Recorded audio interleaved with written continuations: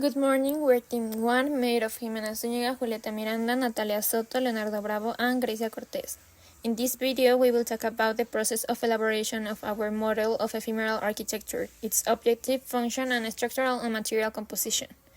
Based on our paraboloid roof, it was decided to create a design that matches and visually complete the shape of the formwork.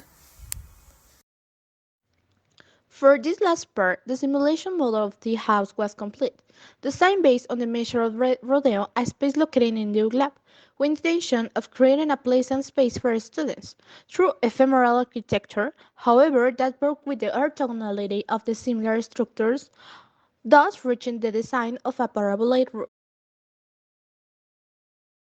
We began the last phase of the wall design by partially enclosing the interior space that helped avoid the sensation of being trapped in a vast space caused by the high dimensions of the project. A design was created with a 1.22 meter by 2.44 meter plywood planks and pieces of the same size cut in a sequence to achieve a rhombus, with the open space on each side of the tea house that was obtained by taking the diagonals from the middle of the first pole to the corner sides of the inferior and superior of the ends. In other words, the one in the corner without reaching the rear area, because it is the one intended for the kitchen, so it is preferable to keep it covered. In these open spaces, a reticular design was implemented by using 10 cm wide wooden poles of various lengths. Most of them required joints to achieve the needed length for the desired pattern, which creates an interplay of light and shadow both in and outdoors.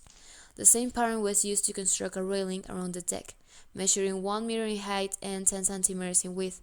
A similar railing is presented in the center of the tea house, protecting the area with a double height from the ground level to the roof. Taking advantage of the double height, a hanging decorative element was designed that draws attention to the interior without completely blocking the appreciation of the paraboloid. This element is composed of triangles with the intention of having visual continuity between the different elements of the simulation model. As noted in the video, this pendant was initially designed as a wall, which was later discarded because it reduced the appreciation of the structure. As representation materials, we cut balsa wood to the size of a 1.22 meters of width by 2.44 meters of length of plywood in a 1.50 scale.